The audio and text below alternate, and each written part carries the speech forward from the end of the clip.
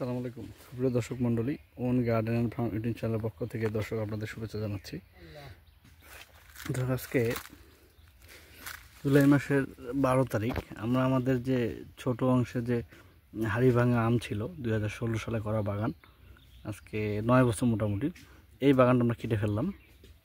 দর্শক এইটা এখন পার্মানেন্টলি লিচু বাগান হবে।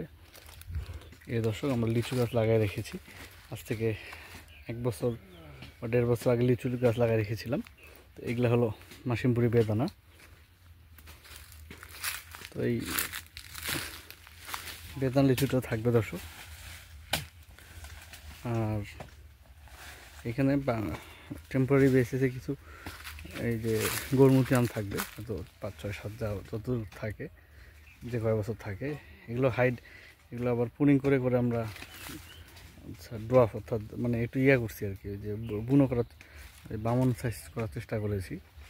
আর এই অংশটা হলো হাড়ি ভাঙার অংশ, এটা কেটে ফেলা হচ্ছে। এটা পার্মানেন্টলি লিচু বাগান হয়ে যাবে ইনশাল্লাহ। তো এই দর্শক হাড়ি ভাঙা আম রেখে আসলে খুব একটা বেনিফিট আসছে বলে আমাদের গত 3-4 বছর মনে হচ্ছে না। এগুলো দর্শক আমাদের গরমুতি, এই গরমুতির সাইজ মোটামুটি সাইজ ভালো আছে, কালারও ভালো। যেগুলো বাইরে, যেগুলো রোদের ওইখানে সেগুলো একটু সাইজ রোদ নাই যে সেগুলো খারাপ হয়েছে। এই যে দর্শক কেটে ফেললাম। এখানে নতুন করে লিচু গাছ এই সাইডে বাকি আছে। এটা হলো এইবার লাগানো দর্শক লটকন। তো এই লাইনটাতে যে গাছটা কাটা হয়েছে এই লাইনে এখন হয়তো 5-6টা যাটা ধরে আর কি, আমাদের নিজের কলম করার গাছ আছে, ওগুলো লাগাই দিব। আর এইখানে একটা লিচু গাছ হবে, যে ওইটার সাথে এগুলো সব বোম্বাই বেদানা এবং চায়না থ্রি, এই দুটো রাখবো। এর বাইরে ইনশাল্লাহ কিছু থাকবে না। আর ওই পাশে তো বোম্বাই আছে।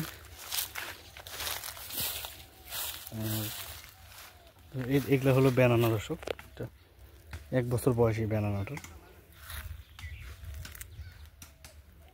আর এইটা এই বছর লাগিয়েছি দর্শক। কিছুদিন আগে এটা লাগিয়েছি, লটকন গাছ। এই দর্শক কেটে ফেললাম। আপনাদের আগেও বলেছি যে আম আসলে চ্যালেঞ্জ, হাড়িভাঙা আমের মেন চ্যালেঞ্জ হলো যে হাড়িভাঙা আম অনেক বেশি ধরে, প্রডিউস মোর দেন এক্সপেকটেশন আর মোর দেন কনজামশন। এটা যে কনজামশন যতটুকু হয় তাতে বেশি উৎপাদন হয়। হাড়িভাঙা আমরা মোটামুটি 5টা গাছ ওই পাশে আছে, ওই 5টা রেখেছি। আর বাকিগুলো ওইগুলা 5 মণি গাছ, মোটামুটি 5 মণ পর্যন্ত দাম হয় ওগুলোতে। ওইরকম 5টা গাছ রেখে দিয়েছি, বড় গাছ ওই অংশে। আর এই অংশের যে অংশটা আছে সেটা দর্শক কেটে ফেললাম। এই ফাঁকা জায়গাগুলোতে আমি ব্যানানা লাগাবো ইনশাল্লাহ, ব্যানানা ম্যাঙ্গো। আর এই যে এই অংশে যে বড় গাছগুলো দেখতেছেন, মানে এই গাছটা, এগুলো হলো 22 সালে লাগানো গৌরমতি গাছ।